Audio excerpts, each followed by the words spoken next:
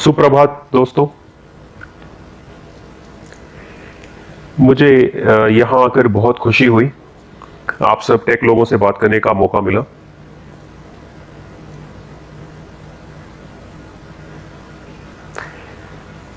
मेरी इस लंबी 25 साल की यात्रा में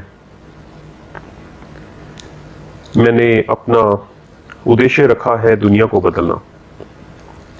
बदलना और सही खाना पीना। और जब मैं कहता हूं कि सही खाना पीना पर हम करेंगे, मैं इस पर पिछले 25 सालों से काम कर रहा हूं।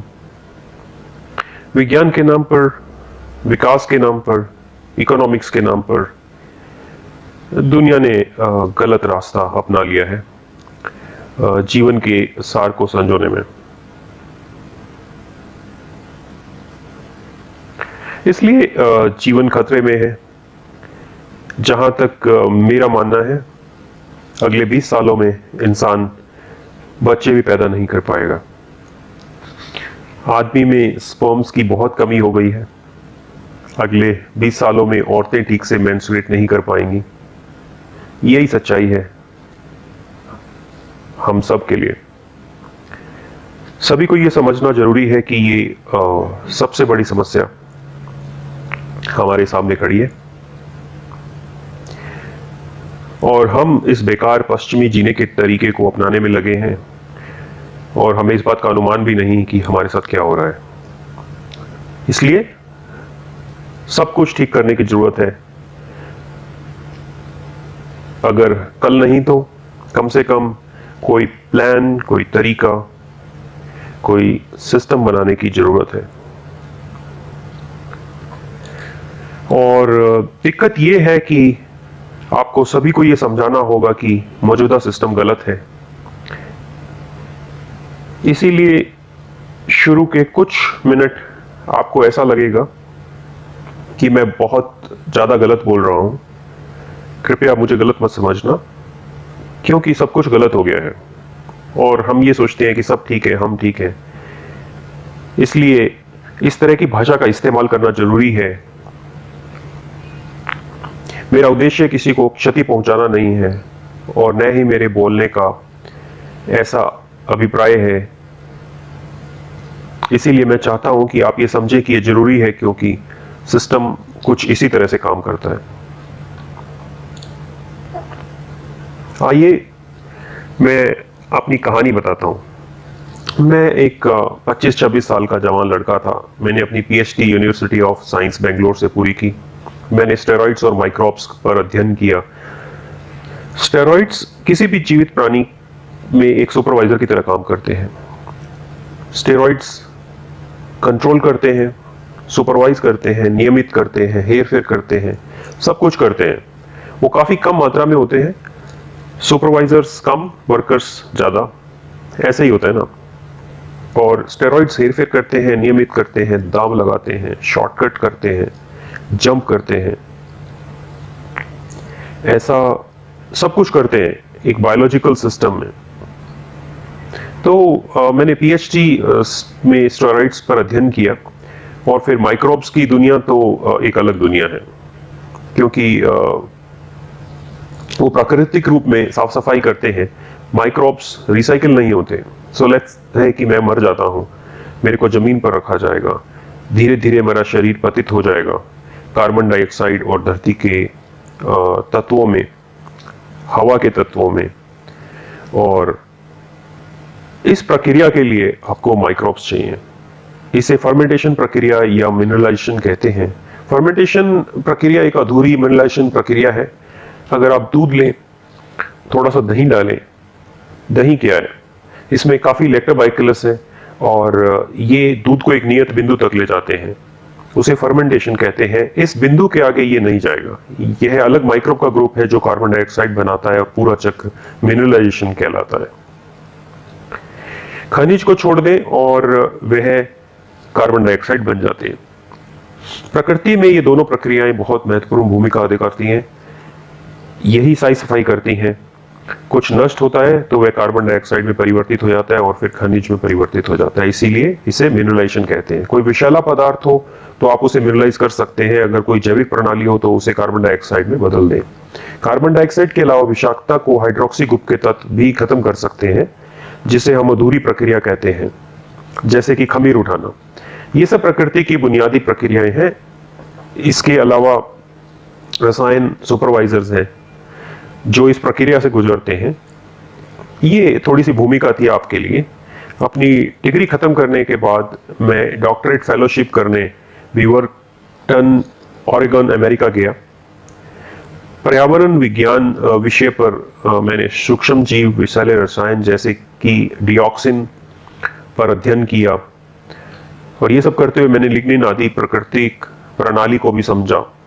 तो मैं आपको ये बताना चाहता हूं कि मैंने जैविक प्रणाली में काफी काम किया है। जैसे ही मैं वहां गया पहले दिन, जैसे आप कॉर्पोरेट दुनिया में जाते हैं, आपको मेडिकल सर्टिफिकेट लेना होता है एक फॉर्मेलिटी दिखाने के लिए कि आप फिट हैं। इसलिए मैं हॉस्पिटल गया और रिसेप्शन पर इंतजार कर रहा था। वहां एक छोटी लड़की को देखा, करीब 6 साल की। बहुत पुरानी बात है, 1996 की, 86 की। 6 साल की बच्ची शून्य में देखती हुई, आंख से आंख नहीं मिला पा रही थी। मैं वहां बैठा, इधर उधर देखा, तभी उसकी माँ आती है। जैसा मैं हूं, मैं आमतौर पर चुप नहीं रहता, लोगों से काफी बात करना चाहता हूं। मेरा मतलब मैं बातूनी हूं। तो मैं असल में बच्ची के साथ बात करने की कोशिश कर रहा था, जैसे कि आपका नाम क्या है, इस तरह की बातें। परंतु उसने जवाब नहीं दिया और उसकी माँ आई और उसने पूछा आप क्या जानना चाहते हैं। तो मैंने कहा प्रॉब्लम क्या है, बेबी को, बहुत प्यारी बच्ची है। उसने कहा बच्ची को मासिक धर्म शुरू हो चुके हैं और ब्लीडिंग पिछले 3 महीने से बंद नहीं हुई है। मैं सुनकर दंग रह गया, क्योंकि मैं जहां से आता हूं वहां महिलाओं को 14 साल की उम्र में मासिक धर्म शुरू हो जाते हैं। जब मैं भारत से आया था तब तक तो कम से कम ऐसा ही होता था, और जब मैंने भारत छोड़ा तब मैं होम्योपैथी पढ़ रहा था और मैं पीएचडी कर रहा था, तब होम्योपैथी के बारे में जानना शुरू किया। और जिसमें कहते हैं कि मेडिकल सिस्टम में कोई भी मॉलिक्यूल नहीं है, पढ़कर मैं हैरान था, क्योंकि एक वैज्ञानिक होते हुए मुझे विज्ञान की योग्यता पर बहुत रुचि थी। इसलिए मैंने कहा कि होम्योपैथी बेकार है, होम्योपैथी में ऐसे है। तो मैं एक होम्योपैथी स्टोर पर गया, वहां से दवाई ली और सोचा मैं लूंगा और फिर देखते हैं क्या होता है। मैंने होम्योपैथी अपने शरीर पर आजमानी शुरू की और इसको बेकार समझते हुए मैं आजमा रहा था। धीरे धीरे मैं होम्योपैथी की सच्चाई ढूंढ रहा था। जब तक मैंने पीएचडी खत्म किया तब तक मैं एक प्रैक्टिसिंग होम्योपैथी डॉक्टर भी था। तभी मैंने अपने दोस्त की पत्नी, जिसको एक बड़ा गर्भाशय फिब्रॉइड था, उसका इलाज किया, जिसको ये कहा गया कि ये कैंसरस है और ऑपरेट करके निकालना पड़ेगा। तब मैंने उनको कहा कि आप मेरे बताए अनुसार खाना खाएं, साथ साथ दवाई लेंगे तो ये खत्म हो जाएगा। किसी ने मेरे कहे पर विश्वास नहीं किया, क्योंकि मैं एक जवान लड़का था, 20-30 साल की उम्र का। सब मेरे पर हंसे, पर वो मेरा दोस्त था और वो उसकी पत्नी थी, इसीलिए मैंने उनको मनवा लिया। और 6 महीने के बाद वह गर्भाशय फिब्रॉइड नहीं रहा और वो पूरी तरह से ठीक हो गई। सब सोच रहे थे ये कैसे हुआ। यह मेरा अनुभव था। तभी मैं अमेरिका चला गया, क्योंकि मुझे जाना था। मैं एक गरीब परिवार से मैं अमेरिका जाना चाहता था और पैसा कमाना चाहता था। मैं गली की बत्ती के नीचे पड़ता था। तब मेरे दिमाग में कुछ नहीं था, मैं केवल चला गया और तब ये छोटी बच्ची आती है और कहती है कि उसको ब्लीडिंग है। मैं हैरान था, ऐसा कैसे हुआ, हार्मोन्स में कुछ गड़बड़। ये बात जाहिर कर ही है, क्योंकि मैंने पीएचडी की है स्टेरॉइड्स पर। कैसे इस धरती पर एक 6 साल की बच्ची को मासिक धर्म शुरू हो सकते हैं। जहां तक मुझे पता है 14 साल की उम्र में होने चाहिए।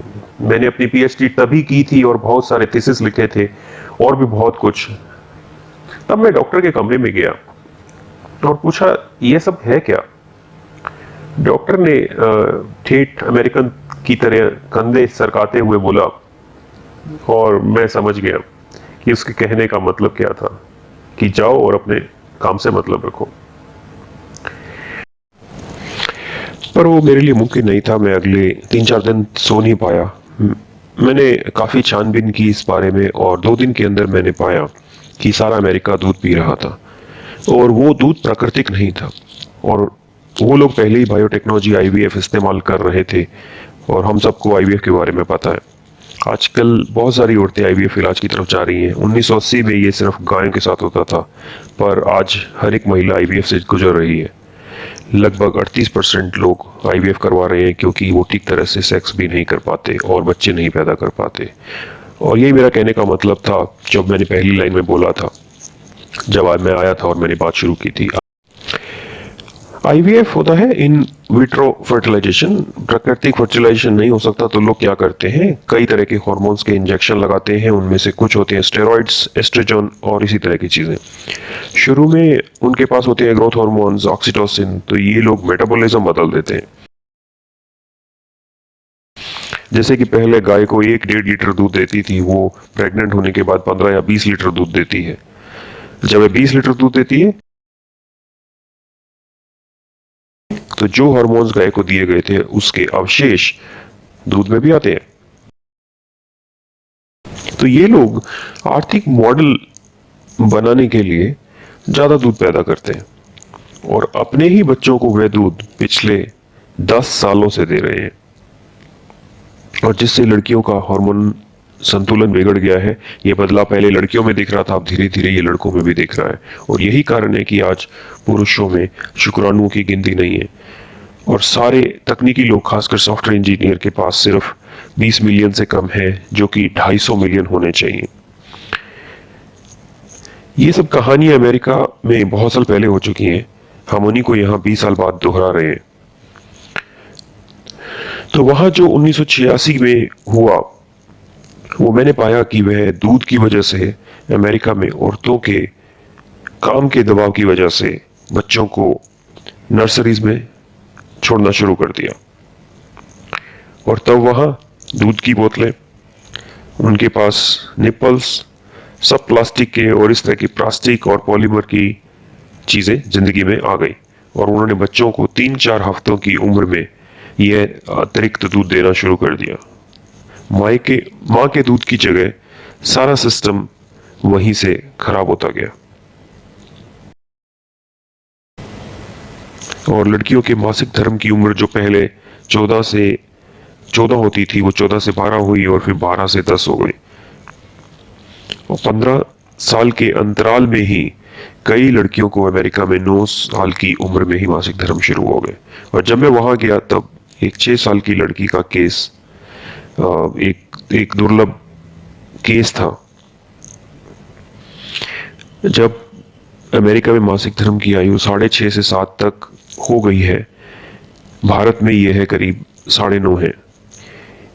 क्योंकि हम उनके जैसा मॉडल फॉलो करते हैं, हमने सारी गाय इंपोर्ट की हैं और आईवीएफ तकनीक इस्तेमाल करते हैं और वही दूध हमने पीना शुरू कर दी है। वही कहानियां दोहराई जा रही हैं और ये सारी वैज्ञानिक किताबें दूध को कंप्लीट फूड बताते हैं। ये सब किसने लिखा? वही वैज्ञानिक जो दूध प्रमोट करते हैं, ये कह के कि बच्चों को क्यों ये सब पीना चाहिए। क्यों? क्योंकि इसके अंदर कैल्शियम है। जब मैंने दूध पीना बंद किया तो सबका एक ही सवाल था, कैल्शियम का क्या होगा? यही सवाल सबको परेशान करता है, जैसे कि कैल्शियम सिर्फ दूध में ही होता हो और कहीं भी नहीं। असल में तिल के बीजों में 10 गुना ज्यादा कैल्शियम होता है और हम सब कई टन दूध इस्तेमाल कर रहे हैं।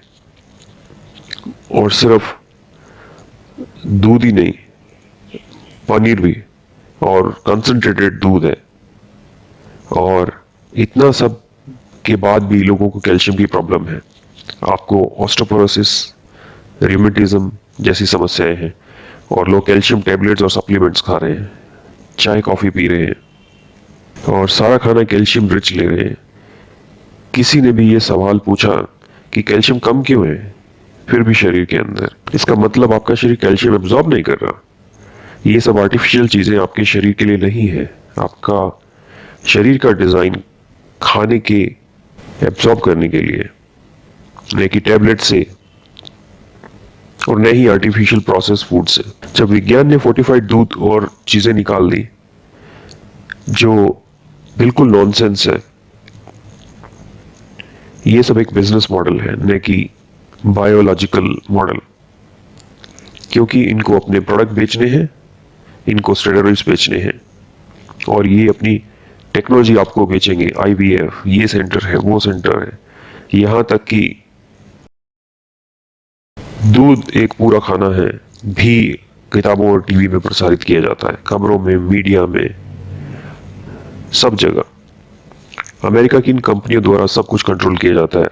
अगर आप कहेंगे कि मैं हार्मोन मुक्त दूध बेचना चाहता हूं तो आपको जेल में डाल दिया जाएगा।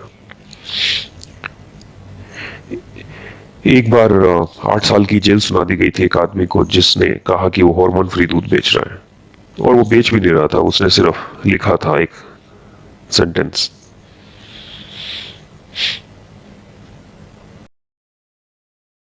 कहने का मतलब है कि सारी दुनिया दूध पी रही है। दूध है क्या?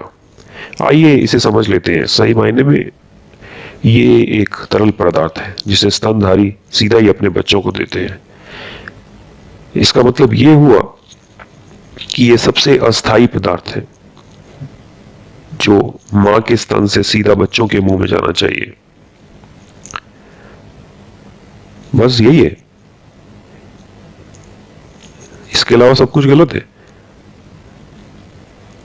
तो इसका मतलब है हम इंसानों को जब एक भी बूंद दूध की नहीं पीनी चाहिए थी, गाय का दूध क्यों नहीं पीना चाहिए? वो उसके बछड़े के लिए अच्छा है।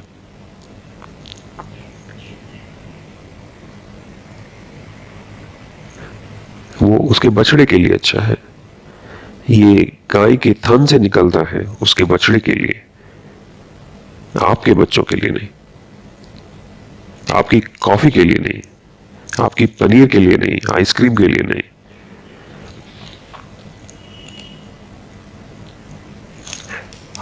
आजकल औरतें अपने बाल साफ करवाती हैं, उच्च तकनीक वाली लेजर ट्रीटमेंट, और सब जगह ब्यूटी पार्लर खुल रहे हैं क्योंकि हार्मोन गड़बड़ हो गए।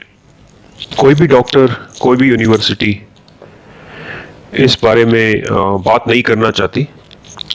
तो एक सही डॉक्टर का कहना क्या है? दूध मत पियो। बड़ा अजीब लगता है, कोई भी कहता है दूध मत पियो तो बकवास कर रहा है। सही मायने में दूध 3 हफ्ते के अंदर ही आपके हॉर्मोन्स और इम्यूनिटी में गड़बड़ कर सकता है। पूरी दुनिया पिछले 30-40 सालों से दूध पी रही है। सोचो कितना असंतुलन हो गया है। हम पूरी तरह से इम्बैलेंस में हैं। यही सारी सेहत संबंधी दिक्कतों का मुख्य कारण है। तो इन दिक्कतों को ठीक कैसे किया जाए? गोलियों से? आप डॉक्टर के पास जाते हैं और वो क्या कहते हैं कि हार्मोन गड़बड़ हो गया है, और वो क्या करते हैं, थोड़ा और हार्मोन दे दो।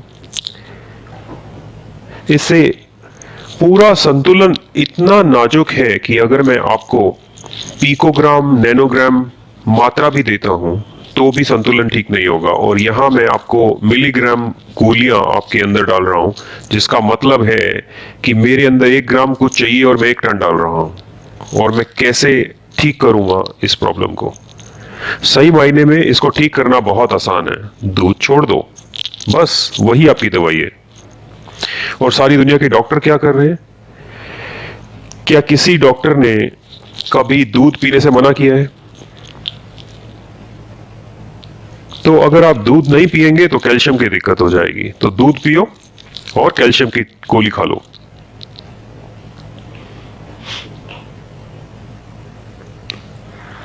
यही हो रहा है। अमेरिका जैसे उन्नत देशों के ये साइंटिस्ट, डॉक्टर और ये भारत के एमबीबीएस एमडी डॉक्टर्स जो ट्रेनिंग लेने इंग्लैंड जाते हैं और हम फॉरेन रिटर्न बोलते हैं, उन्होंने सब कुछ सिखा सिखाया हम पर थोप दिया है और ये विशेषज्ञ हैं। आप इन सब के चारों ओर घूमते हैं। आप क्या सोचते हैं ये आपको क्या दे रहे हैं? क्या आपको सेहत दे रहे हैं या आपको गोलियां दे रहे हैं? मैं इस तरह बोलते हुए और बोल सकता हूं, वो कुछ नहीं करते, बस सिर्फ गोलियां बेचते हैं। डायबिटीज है, गोली ले लो, कब तक? उम्र भर। हाई बीपी है, ये गोली ले लो, कितनी देर? उम्र भर। अक्सर अब मजाक किया जाता है डॉक्टर्स में कि आप अपनी बीवी को छोड़ सकते हो पर दवाई नहीं छोड़ सकते।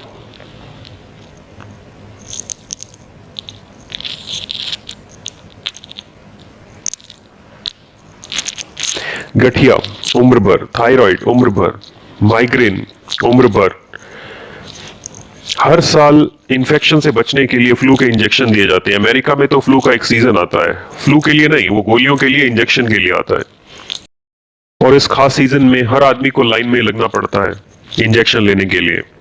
यहां तक कि कॉर्पोरेट ऑफिस में फ्लू इंजेक्शन के लिए सबको जाना पड़ता है और अगर इंजेक्शन नहीं लिया तो आपको ऑफिस नहीं आने दिया जाता। ये एक बहुत दुखदाई कहानी है उस उन्नत विज्ञान की दुनिया की। वैज्ञानिक मुझे नहीं मालूम कहां है, क्योंकि उन्होंने विज्ञान को आर्थिक मॉडल के हिसाब से बांट दिया है। इकोलॉजी नहीं है, जीव विज्ञान कहीं नहीं है। अगर उसमें जीव विज्ञान के मॉडल को जोड़ना हो तो दूध के बारे में पहले बताना पड़ेगा, खाने के बारे में पहले बताना पड़ेगा। यहीं पर सबसे बड़ी गलती हुई है इंसान से। इसीलिए मैंने कहा कि मैं दुनिया बदलना चाहता हूं। हम दुनिया को सही करना चाहते हैं, क्योंकि आदर्श पैसे के आधार पर बने हैं, सही विज्ञान के आधार पर नहीं। परंतु पश्चिमी दुनिया ने सभी को यह यकीन दिला दिया है कि वही सबसे उन्नत है विज्ञान में, क्योंकि उन्होंने आईफोन बना दिया, क्योंकि उन्होंने मिसाइल बना दिया, सिर्फ इसीलिए। पर मिसाइल बनाना और उड़ाना और शरीर से मल को निकालना दो अलग चीजें हैं। पश्चिमी लोग ठीक से मल भी त्याग नहीं कर सकते, उन्हें कब्ज रहती है। उन्हें मालूम नहीं कि सुबह ठीक से मल कैसे त्याग करना है। वो गोलियां खाते हैं, सब कुछ खाते हैं, पर ये काम नहीं करता। वो ठीक से पेशाब तक नहीं कर सकते। उनको ये नहीं पता कि कब पेशाब करना है, कैसे करना है, क्योंकि पेशाब के दबाव को महसूस नहीं कर पाते। पेशाब उनकी जानकारी के बिना बाहर आ जाता है। कोई बात नहीं, एक प्लास्टिक कैथेड्रल लगा देंगे। करीब 18% लोग ऐसे बैग और कैथेड्रल लगाकर घूम रहे हैं, क्योंकि उन्हें नहीं मालूम पेशाब कब आ जाए, कब रोके, कैसे रोके, क्योंकि प्रोस्टेट के नर्व सिस्टम का नियंत्रण खत्म हो चुका है। वो चलते हैं और पेशाब निकल जाता है। इसलिए दुनिया में कहीं भी जाए, सब जगह अटैच्ड बाथरूम्स हैं। यकीन नहीं होता, यहां तक कि आप सोते हैं वहां टॉयलेट है। जैसे पानी गिरता है वैसे ही उनका कोई नियंत्रण नहीं है।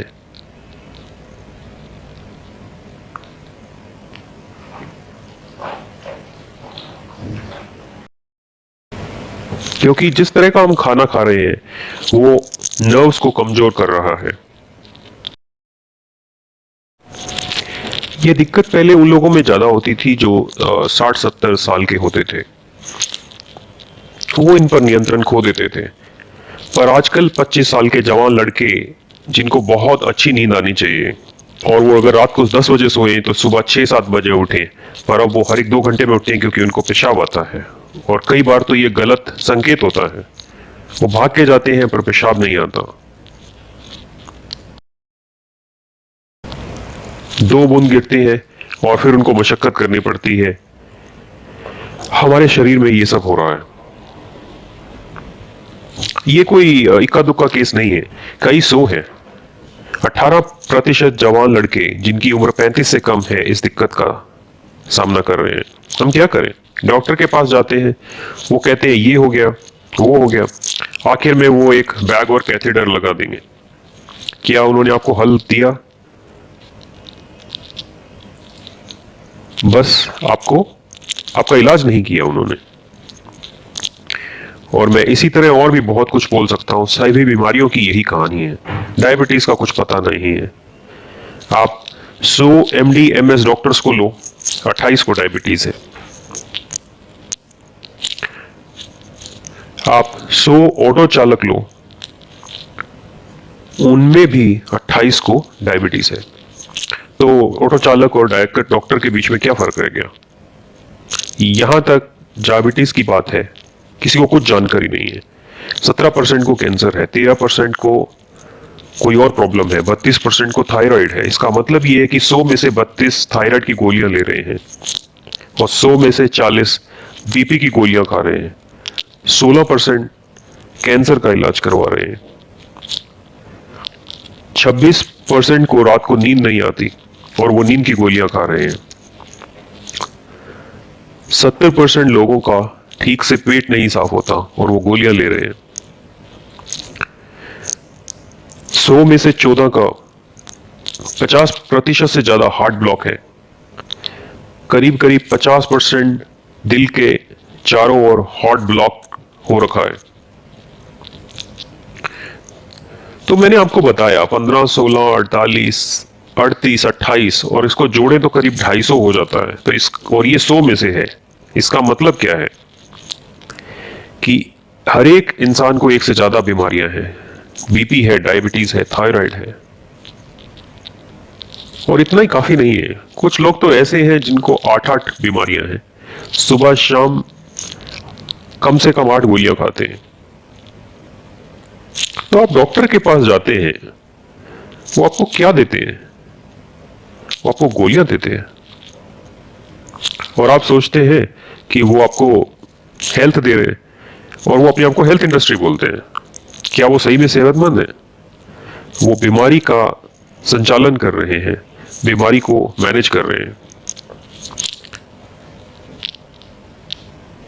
MBBS, business of medicine, business of surgery,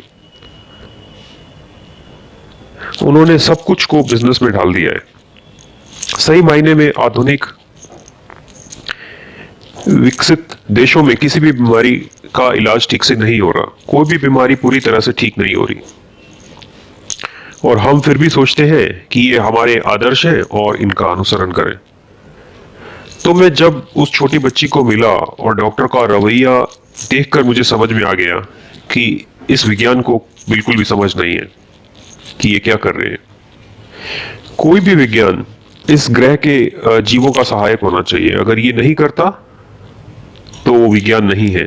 तो इसी सिद्धांत के साथ अगर मैं कुछ कर पाऊं तो मैं सहायता करूंगा। मैंने बहुत सारी बातें सुनाई। इसके बारे में अब हम क्या कर सकते हैं? आइए इनको सही परिभाषा देते हैं। खाना क्या है, सेहत क्या है, आदि आदि। इन सब को सही मायने में समझने के बाद ही हम सही रास्ता बना पाएंगे और सही सहायता मिलेगी। तो पिछले 25 सालों में मैं यही कर रहा हूं। मैं सोचता कि अक्सर डायबिटीज क्यों होती है, डायबिटीज है क्या, क्या होता है, आखिर इतने लोग डायबिटिक क्यों हैं। पिछले 150 सालों पहले 1 करोड़ में से 1 को डायबिटीज होती थी। अब 100 में से 28 को है। जरा इस बढ़ोतरी के आंकड़े को देखिए। 1 करोड़ में 1 और कहां 100 में से 28। आप कोई भी नई बीमारी को ले लें, जिसको हम नई बीमारियां बोलते हैं, तो आपको यही देखने को मिलेगा। और आप इन डॉक्टरों से पूछें और वो कहेंगे कि ये जीवन शैली के रोग हैं, ये आनुवांशिक रोग हैं, आदि आदि। और अगर कुछ नहीं इनको समझ में आएगा तो वो बोलेंगे कि ये रोग के ऐसे लक्षण हैं जिन्हें वो नहीं जानते। और वो रोग लक्षण या सिंड्रोम बोलते हैं तो इसका मतलब उनको नहीं पता कि वो किस बारे में बात कर रहे हैं। ऐसा हो क्यों रहा है? क्योंकि उन्होंने एक आर्थिक मॉडल बनाया है कोई सही प्रकार से वैज्ञानिक या जैविक या इकोलॉजिकल मॉडल नहीं बनाया है, क्योंकि उन्होंने कुछ भी निर्धारित नहीं किया है। उन्हें नहीं मालूम कि वो क्या बोल रहे हैं। दुख की बात यह है कि हम ये सब यकीन करते हैं कि वो जानते हैं वो क्या कर रहे हैं, और हम कुछ भी बोले तो कोई दिक्कत नहीं, ऑपरेशन टेबल तैयार है, मैं ये निकाल दूंगा, मैं वो निकाल दूंगा, मैं आपको ये नया लगा दूंगा, दिल निकाल कर एक नया दिल लगा दूंगा, लीवर निकाल कर एक नया लीवर लगा दूंगा, किडनी लगा देंगे। घुटनों के इलाज के लिए ऐसे ऐसे प्लान बना दिए हैं, छोटा, मीडियम, बड़ा। घुटने का दर्द है, बदल दो, नया लगा दो, एक के साथ एक मुफ्त।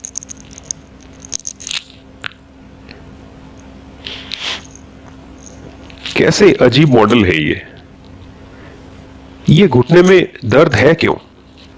दोनों जॉइंट के बीच कुछ जमा हो रहा है, मैं उसे कैसे निकाल सकता हूं बिना छुए हुए? ये कैसे कर सकते हैं? ये एक महत्वपूर्ण सवाल है। खून में ग्लूकोज की मात्रा, इसीलिए डायबिटीज है। सुबह शाम देखते रहो, इससे कोई फायदा नहीं होता, इसका इलाज करना पड़ेगा। मेरे पास ये टेक्निक है, टेक्नोलॉजी है, सॉफ्टवेयर है, चिप है, जिससे बिल्कुल सही ग्लूकोज की मात्रा को नाप सकते हैं, बिल्कुल सही मात्रा में इंसुलिन लगा सकते हैं। तो क्या आपने इलाज ढूंढ लिया? नहीं। शरीर में ग्लूकोज क्यों बढ़ रहा है? कुछ तो गलत है। इस मॉडल में कुछ तो गलत है, इसीलिए मरीजों की संख्या में बढ़ोतरी हो रही है। पिछले 40 सालों में कोई कमी नहीं हुई है। अगर हम सही इलाज ढूंढ लेते तो अस्पताल बंद हो जाने चाहिए थे, पर हो क्या रहा है? हर गली में अस्पताल और दवाई की दुकानें बढ़ रही हैं। तो क्या आपको नहीं लगता कि अपने आप में एक सबूत है कि हम उल्टी दिशा में जा रहे हैं? अगर मैं एक अच्छा डॉक्टर हूं तो मैं अगर हर हफ्ते नहीं तो कम से कम साल में मुझे कुछ तो दवाई की दुकानें और अस्पताल बंद करवाने चाहिए। अगर मैं अपना डॉक्टरी का काम सही तरह से तय करूं तो मैं समाज में क्या बढ़ाऊंगा? सेहतमंद लोग। पर अब हमारे पास इतने डॉक्टर हैं और इतने बढ़ रहे हैं, तो इसका मतलब क्या है? हम लोग एक बीमार समाज की ओर बढ़ रहे हैं, ये सच है। तो अब मेरा उद्देश्य क्या है? मेरा उद्देश्य है हॉस्पिटल्स को बंद करना। क्या हम कर सकते हैं? ये हमारा काम है। हम ये कैसे कर सकते हैं? जब हम जान लेते हैं कि बीमारियों की जड़ क्या है, हम उसे खत्म कर सकते हैं और हम ऐसे ही सेहतमंद रहेंगे। और ये सिर्फ पहला काम है। सही सेहत बीमारियों से फ्री होना नहीं, बल्कि इससे भी आगे बढ़कर उससे परे, और असल में यही मेरा इरादा है। और जो बीमारियां हैं जैसे मधुमेह है, कैंसर है, माइग्रेन है, ये सब तो गायब हो जाएंगी जब मैं आपको सेहतमंद बना दूंगा, जब मैं आपको बीमारियों से लड़ने के काबिल बना दूंगा। जब आपके शरीर में बीमारियां ही नहीं होंगी तो इलाज का सवाल ही कहां उठता है।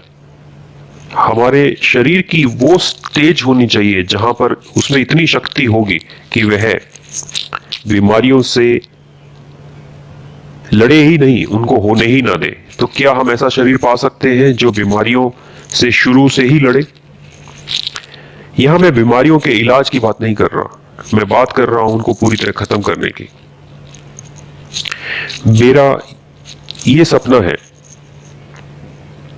कि 30 साल के बाद हमारे बच्चे बात करें कि मेरे पिताजी को कुछ मधुमेह नाम की बीमारी थी, मेरे दादाजी को कुछ कैंसर नाम की बीमारी थी, और उन बच्चों को असल में उन बीमारियों के बारे में पता ही नहीं होना चाहिए। क्या हम ऐसा संसार बना सकते हैं? और ऐसा ही मैं करने निकला हूं। हमें यह समझने की जरूरत है कि हम इस बारे में क्या कर सकते हैं। हमारी प्रॉब्लम का सोर्स क्या है? खाना जो हम खा रहे हैं। क्योंकि पिछले 150 सालों में जो खाना सारा संसार खा रहा है वो बिल्कुल अलग है जो हम आज खा रहे हैं। खाना और तौर तरीके बदल गए हैं। खाना पूरी तरह गड़बड़ हो गया है और वो कंपनियों की वजह से खाना गड़बड़ हुआ है। खाद बनाने वाली कंपनियां, कीटनाशक बनाने वाली कंपनियां, इन्होंने खाना बनाना शुरू कर दिया है और वही हम खा रहे हैं। इसी से सब नुकसान हुआ है। तो ये खाना जो हम खा रहे हैं पिछले 50-60 सालों में, यही हमें बीमार कर रहा है और इसके बारे में कोई बात नहीं कर रहा। चाहे वो गेहूं हो, चावल हो, दूध हो, चीनी हो, अंडे हो, सुअर हो, गाय, मुर्गे। और ये लोग इस सब को बहुत बड़े पैमाने पर बनाने में लगे हैं और पूरी दुनिया इस सब को खाने की तरह खा रही है। यही दिक्कत है। और ना कोई कंपनी, ना कोई मल्टीनेशनल कंपनी जो इनकी प्रोडक्शन में, इनके डिस्ट्रीब्यूशन में लगे हुए हैं, कोई भी इस कंपनी या बिजनेस इस चीज को नहीं मानेंगे कि ये प्रॉब्लम है। तो आप डॉक्टर के पास जाते हैं, वो क्या क्या कहते हैं खाने के लिए? गेहूं। एक मधुमेह का रोगी है, वो क्या खा रहा है? चपाती। पूरा संसार गेहूं खा रहा है और सारे संसार में मधुमेह से लोग पीड़ित हैं। हमारे यहाँ 28%, अमेरिका में 20%, न्यूजीलैंड में 36% लोग। और ये गेहूं की प्रॉब्लम नहीं है। तो आप कहेंगे कि ये लाइफस्टाइल बीमारी है, तो मुख्यमंत्री की लाइफस्टाइल देख लो, ऑटो चालक की लाइफस्टाइल देख लो, क्योंकि हमारे यहाँ 100 में से 28 ऑटो चालक को मधुमेह है। आप 100 मुख्यमंत्री लेते हैं तो 28 को मधुमेह है। तो सब तरफ पैटर्न और वितरण एक जैसा है। चाहे आप डॉक्टर ले लो, चाहे आप योगा टीचर ले लो, 28 योग टीचर को मधुमेह मिलेगा। योग टीचर क्यों, स्वामी जी इसको ले लो और उनमें भी 28 और 1 का मिलेगा आपको।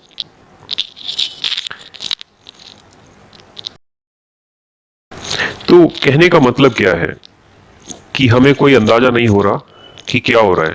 चाहे स्वामी जी हैं, योगा टीचर हैं, डॉक्टर हैं, वैज्ञानिक हैं, आप CFTRI चले जाओ, फूड टेक्नोलॉजी रिसर्च इंस्टीट्यूट, वो वैज्ञानिक ले लो और उनमें से 30 को मधुमेह मिलेगा और वो अपने आप को फूड टेक्नोलॉजिस्ट बोलते हैं। वो लोग खाने को प्रोसेस करते हैं और उनको पता नहीं है कि कौन सा खाना वो प्रोसेस कर रहे हैं।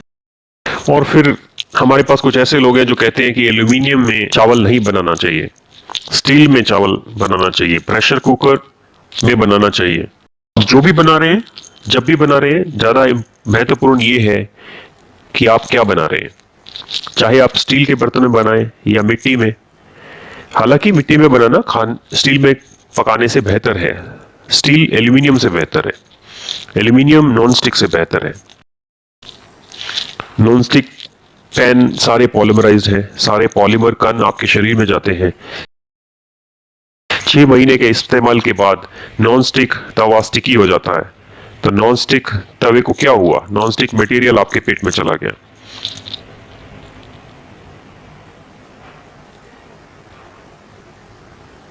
और वो आपके पेट में सीलिएक एरिया को खराब करता है।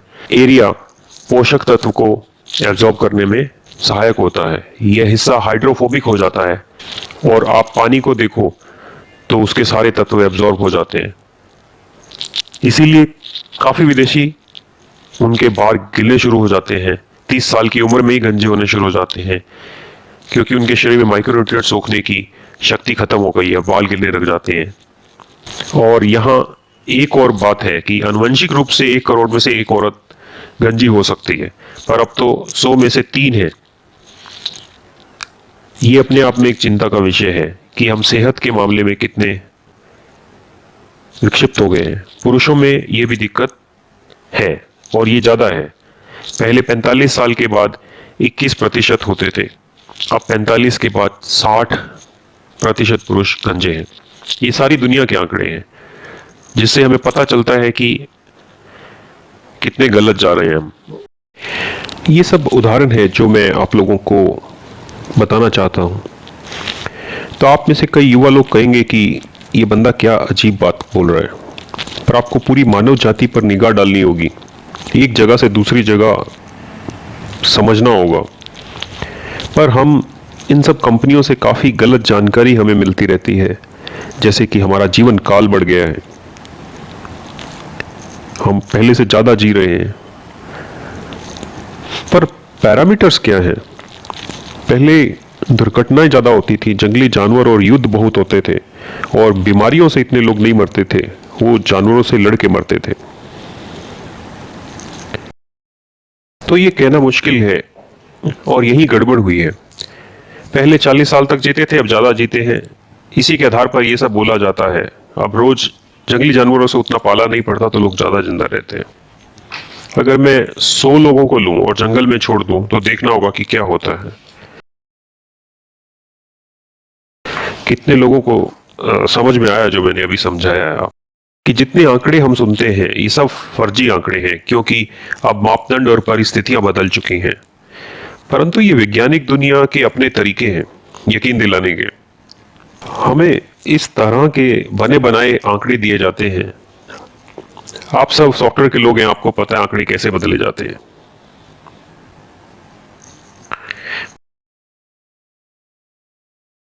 पर सच्चाई ये है कि हम सब रोगी हो गए हैं, और इससे बाहर कैसे निकले? खाना क्या है ये समझना होगा। खाना वो है जो ग्लूकोज को स्थिर गति से धीरे धीरे आपके शरीर में छोड़े। हमें ग्लूकोज चाहिए।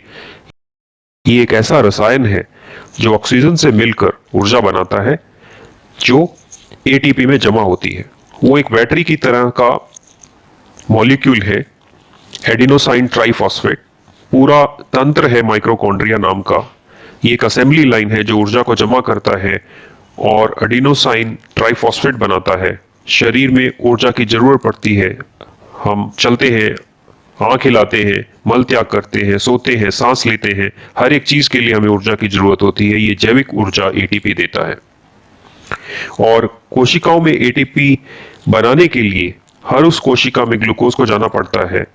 हर कोशिका में तुरंत वहीं पर एटीपी बनाना पड़ता है। मैं एटीपी को एक जगह से दूसरी जगह नहीं ले जा सकता, इसीलिए हर कोशिका समूह एक एटीपी बनाता है। ये प्रक्रिया डिसेंट्रलाइज्ड है। कोई सेंट्रलाइज तरीका नहीं है जो एटीपी एक जगह बनाए और आगे वितरित कर दे। रक्त में ग्लूकोज बनाता है और वहां से सारी कोशिकाओं को पहुंचाता है। फिर ऑक्सीजन शरीर में आती है। हीमोग्लोबिन ऑक्सीजन को फेफड़ों से लेकर हर एक कोशिका तक ले जाता है, जो ग्लूकोज को जलाता है, और तब एटीपी बनता है। और ये पूरा समीकरण है। जितने एटीपी की जरूरत है उतना बनता है।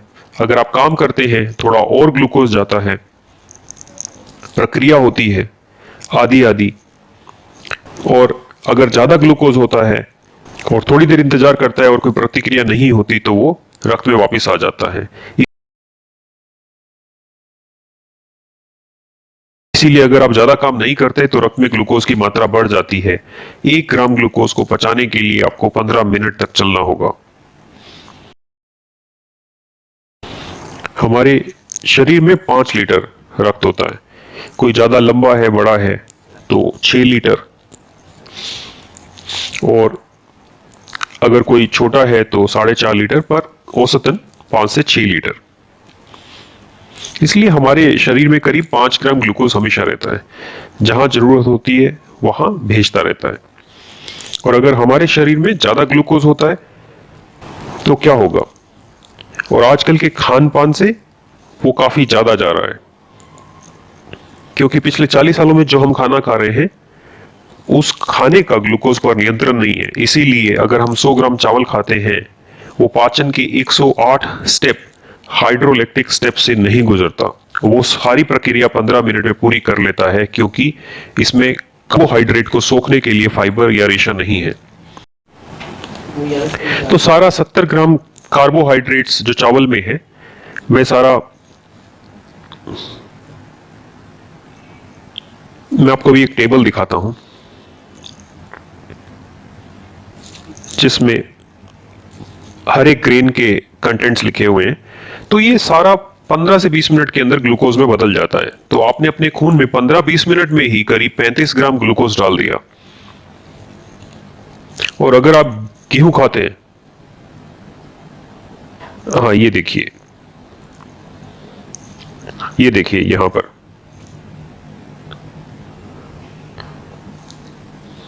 पैडी चावल में 79 ग्राम कार्बोहाइड्रेट्स है। ओह, मुझे लगा मैं इसको हिला सकता हूं। अच्छा, इस तरफ भी है। गेहूं में 76 ग्राम कार्बोहाइड्रेट्स है, ज्यादा अंतर नहीं है। और फाइबर कितना है? पैडी चावल में 0.2 ग्राम, गेहूं में 1.2 ग्राम। और अनाज की संरचना ऐसी है कि सिर्फ 0.2 ग्राम फाइबर अनाज के ऊपर है। और एक बार अगर आप उसको पाउंड कर दें तो फिर उसका वो फाइबर भी गया। और आजकल तो हम पाउंड चावल खा भी नहीं रहे, हम पॉलिश चावल खा रहे हैं। तो मशीन से पॉलिश किया जाता है और फाइबर बिल्कुल जीरो हो जाता है। और अगर हम गेहूं की बात करें तो ये जो 1.2 ग्राम फाइबर होता है उसको ओलोक्सन से ट्रीट किया जाता है। ओलोक्सन क्या है? एक ब्लीचिंग पाउडर की तरह का केमिकल है, और जो उसको ऑक्सीडाइज कर देता है, जो भी फाइबर होता है उसको महीन पीसने के लिए, और वही आटा बनता है। इसमें जीरो फाइबर है। तो 75-76 ग्राम में से जो भी है वो कार्बोहाइड्रेट क्या है? वो एक मोनोमर की सीरीज है। जो ग्लूकोज है, सुक्रोज है, सुक्रोज बनता है और ऐसे पॉली कार्बोहाइड्रेट बनते हैं। और जब हम इसको पचाते हैं तो क्या होता है? ये मोनोमर्स बन जाते हैं। और अंत में क्या होता है? एंड प्रोडक्ट डाइजेशन का जो है वो ग्लूकोज है। कहने का मतलब है सुक्रोज हमारे शरीर में ग्लूकोज और फ्रुक्टोज बनाते हैं। और जब आप 100 ग्राम चावल या गेहूं खाते हैं तो लगभग 30 ग्राम ग्लूकोज आपके खून में थोड़े ही समय में, यानी 15 से 20 मिनट में डाल रहे हैं। आजकल आप कॉफी पीते हैं, जूस पीते हैं, पेप्सी कोक पीते हैं। सारे बड़े बड़े stars Pepsi Coke Thums Up बेच रहे हैं। असल में वो 100 मिलीग्राम पानी में 45 ग्राम चीनी बेच रहे हैं। 45 ग्राम चीनी का मतलब है एक ही शॉट में 22.5 ग्राम ग्लूकोज आपके शरीर में चला गया। तो अगर एक दिन में आप अंदाज लगाएं तो आप करीब 150 से 170 ग्राम ग्लूकोज अपने खून में डाल रहे हैं एक दिन में। परंतु जैसा मैंने कहा, जैसा मैंने आपको बताया, अगर आपको 1 ग्राम ग्लूकोज को कार्बन डाइऑक्साइड में बर्न करना है तो आपको क्या करना पड़ेगा? आपको 15 मिनट वॉक करना पड़ेगा। और अगर आप 5 ग्राम ग्लूकोज को बर्न करना है तो आपको कितना वॉक करना पड़ेगा? 75 मिनट। और अगर आपके पास 175 ग्राम ग्लूकोज है तो कितनी वॉक हुई? 30 घंटों से ज्यादा। और आपके पास कितने घंटे हैं? सिर्फ 24 घंटे। क्या असल में कोई भी 1-2 घंटे की वॉक करता है क्या? 1-2 घंटे भी? तो अगर आप 2-2.5 घंटे भी वॉक करते हैं तो आप करीब 10 से 12 ग्राम ग्लूकोज ही कंज्यूम करते हैं। और इतनी पर्याप्त क्षमता उत्पन्न होती है कि खून से ग्लूकोज निकल जाए और फिर आपको ग्लूकोज और चाहिए। पर हम सब टेकीज हैं। हमने असल में सब किसानों को भी टेकी बना दिया है। खेत में पानी देने के लिए एप्स हैं और भी बहुत कुछ। एक जगह बैठ के बटन दबा के हो सकता है, देख सकते हैं कि क्या चल रहा है। और यही दुनिया है आजकल। कोई भी काम नहीं करता, कोई भी ग्लूकोज को बर्न नहीं कर पा रहा, पर हम सब बहुत अच्छी तरह से खा रहे हैं। आप टूथपेस्ट में देखें, और मैं केमिकल्स की बात नहीं कर रहा हूं, मैं सिर्फ शुगर की बात कर रहा हूं। अभी शुगर अपने आप में ही हमारे शरीर के लिए जहर है, क्योंकि हम बहुत मात्रा में शरीर में डाल रहे हैं और इसको इस्तेमाल कर नहीं रहे हैं। तो हो क्या रहा है? हमारे शरीर में ग्लूकोज की बहुत ज्यादा मात्रा एक्यूमुलेट हो रही है, जमा हो रही है। तो हमारा शरीर क्या करता है? ये शरीर हमारा मूर्ख नहीं है हमारी तरह। इसमें लीवर है, स्प्लीन है, किडनी है, गैल ब्लैडर है, और ये सब डक्टलेस ग्लैंड्स हैं। ये सारे आपस में मिलकर ये कहते हैं कि हमें पता है कि ग्लूकोज का क्या करना है, इसको कोलेस्ट्रॉल में बदल देते हैं, क्योंकि कोलेस्ट्रॉल विटामिन डी बनाने के लिए बहुत जरूरी होता है। तो एक ऐसा रास्ता है, ऐसा रास्ता बनता है कि चलिए कोलेस्ट्रॉल बनाते हैं। और कितनी कोलेस्ट्रॉल बनेगी? आप बहुत ज्यादा कोलेस्ट्रॉल बनाएंगे तो एक समस्या है। तब आते हैं सुपरवाइजर, स्टेरॉइड्स। तो वो कहते हैं बहुत हो गया कोलेस्ट्रॉल, अब ट्राइग्लिसराइड बनाते हैं, क्योंकि ट्राइग्लिसराइड जरूरी है कुछ भी चलाए रखने के लिए हमारे शरीर में। तो ये भी कितना बनाते रहेंगे, क्योंकि ग्लूकोज तो बहुत है, तो थोड़ी सी कोलेस्ट्रॉल बनता है और थोड़ा सा ट्राइग्लिसराइड बनता है। रूमेटिक फैक्टर की जरूरत होती है शरीर के अंदर कुछ एंटीजन से लड़ने के लिए, इसीलिए ये भी बनते हैं। तो हमारा शरीर एक आपातकालीन स्थिति में आ जाता है, ताकि जो भी इतनी ग्लूकोज की मात्रा हमने डाली है शरीर में, उसको निपटने के लिए इतने सारे प्रोडक्ट बनाता है, जो कुछ हद तक हमारे शरीर के लिए जरूरी है, पर वो रुकते नहीं, और हम रुकते नहीं, हम लगातार डाल रहे हैं। अगर आप यहां चीनी रखें तो 2-3 घंटे में पानी सोखने लग जाती है, सही है ना? चीनी पानी सोखने लगती है ताकि नमी से वो तरल हो सके। वही चीज खून में होती है, क्योंकि ज्यादा मात्रा में शुगर होने से वो सेल्स में से पानी सोखने लगती है और हमारे सेल्स सूखने लगते हैं, क्योंकि हमारा शरीर 75% पानी है और हर एक सेल में 75% पानी चाहिए। और अगर पानी कम होता है तो हम पानी पीते हैं, सही बात है ना? तो हमारे खून में अगर बहुत ज्यादा शुगर होगी तो क्या होगा, हमें प्यास लगेगी, क्योंकि हमारे सेल्स में से पानी सूखने लग गया है और हम प्यास बुझाने के लिए बहुत सारा पानी पीते हैं, और तब हमारे शरीर में बहुत ज्यादा पानी हो जाता है। किडनी अपना काम करना शुरू करती है, फिल्टर करना शुरू करती है, तो पानी पीने के बाद हम बाथरूम जाते हैं। और यही कारण है कि हम ऑफिस में कमरे बनाने से पहले हम बाथरूम बनाना शुरू करते हैं, क्योंकि हम बार बार जाना चाहते हैं। तो इन चीजों से बचने के लिए शरीर ये सब एडजस्टमेंट्स करता है, आपातकालीन स्थिति में चला जाता है। ग्लूकोज बढ़ने से कोलेस्ट्रॉल बढ़ता है, फिर ट्राइग्लिसराइड बनते हैं, रूमेटिक फैक्टर बनता है, ग्लाइकोजन बनते हैं। ग्लाइकोजन भी ग्लूकोज की एक तरह की पैकिंग है, ताकि भविष्य में कभी पर्याप्त ग्लूकोज नहीं मिलता तो इस स्टोरेज से शरीर को फीड कर सकते हैं। पर्याप्त ग्लाइकोजन जमा होते ही वो फैट बनाना शुरू कर देता है और फिर शरीर का मांस बढ़ने लगता है और लोग अपना शरीर बढ़ाने लगते हैं, और जिसे हम कहते हैं ओबेसिटी, और डॉक्टर्स ने इनको बीमारी का नाम दे दिया है। तो लोग मोटे होने लगते हैं। अमेरिका में नौजवान लड़के लड़कियों का वजन 17 साल की उम्र में ही 80 किलो के आसपास हो जाता है, और यही समस्या अब इंडिया में भी आ चुकी है। कोई भी मोटा ना हो,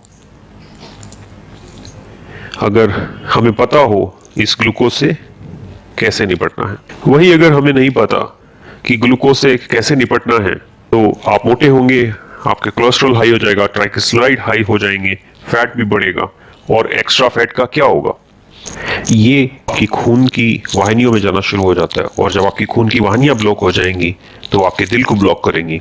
कोई समस्या नहीं है, आपकी ब्लॉकेज निकाल देंगे, स्टेंट डाल देंगे। तो प्रॉब्लम कहीं और है और हम किसी और चीज की बात कर रहे हैं। असल में सारी समस्या की जड़ ये एक्स्ट्रा ग्लूकोज है, चाहे फिर वो गठिया की प्रॉब्लम हो, चाहे कोलेस्ट्रॉल हो, चाहे ट्राइग्लिसराइड हो, चाहे बीपी की प्रॉब्लम हो, डायबिटीज की प्रॉब्लम हो, ये तो सब एडजस्टमेंट होती रहती है शरीर में। फिर भी अतिरिक्त ग्लूकोज है शरीर में, अब खून ही ग्लूकोज के ऊपर ड्रॉप हो रहा है। हीमोग्लोबिन ग्लूकोज से कोटेड है और इसको हम बोलते हैं HbA1c। अब हीमोग्लोबिन खुद अपने ऊपर ग्लूकोज ले रहा है और घूम रहा है, पर असल में काम क्या था हीमोग्लोबिन का? ऑक्सीजन कैरी करना और ग्लूकोज को बर्न कर देना। लेकिन अब ग्लूकोज खुद इसके ऊपर बैठा हुआ है, ऑक्सीजन कम होने से आप थका महसूस करते हैं। जब आपके खून में HbA1c बढ़ जाता है, आप डायबिटिक हो जाते हैं, क्योंकि वो 6 होनी चाहिए, अब वो 7, 8, 9, 10 और कुछ लोगों की तो 12 HbA1c हो जाती है। हीमोग्लोबिन 12 होना चाहिए, वो घट रहा है, और HbA1c बढ़ रहा है। तो मैंने आपको सारे प्रोसेसेस समझाए। ये सारा कुछ अतिरिक्त ग्लूकोज की वजह से होता है आपके शरीर की नेचर की वजह से। पहले आपका HbA1c बढ़ सकता है, या कोलेस्ट्रॉल बढ़ सकते हैं, या ट्राइग्लिसराइड बढ़ सकते हैं, रूमेटिक फैक्टर बढ़ सकता है। ये निर्भर करता है आपके शरीर और आपकी एक्टिविटीज के ऊपर। या तो आप पहले रूमेटिक मरीज बन जाएंगे, या BP के, या ट्राइग्लिसराइड मरीज, या मधुमेह के मरीज बन जाएंगे। तो असल में हालत ये है कि एक अवधि के बाद हम सब रोगों के मरीज बन रहे हैं। तो आप पहले मधुमेह के मरीज बन रहे हैं, बाद में BP के, या BP के पहले और मधुमेह के बाद में। ये तो हालत है आज की। मैं ठीक बोल रहा हूं ना? तो सब बीमारियों का मूल कारण क्या है? खाना। अब दुनिया का कोई भी डॉक्टर, कोई भी पाठ्यक्रम खाने के बारे में बात नहीं कर रहा।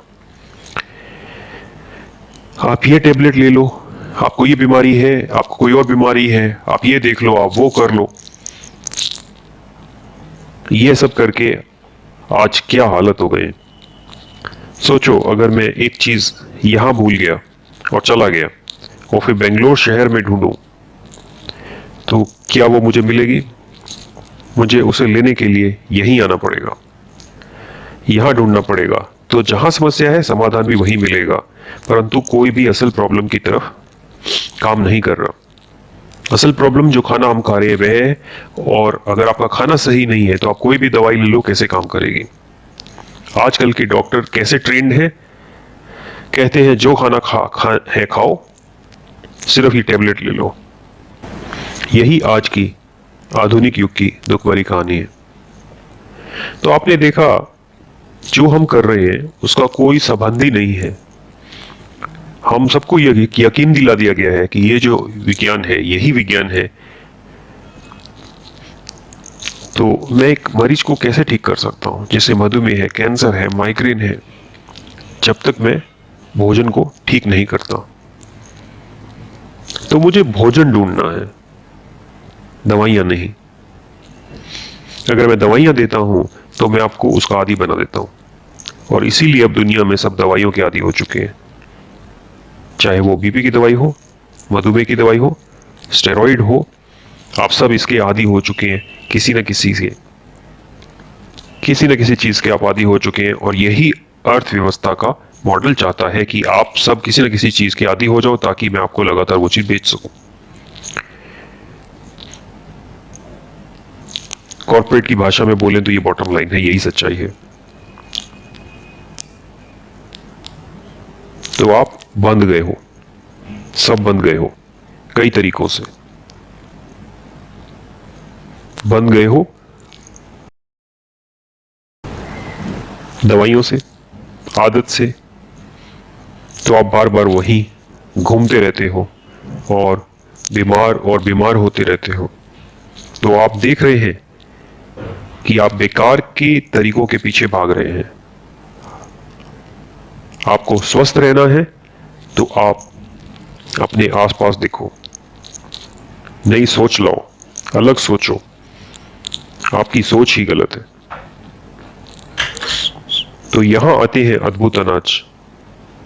तो हमें जरूरत है अपना अनाज बदलने की।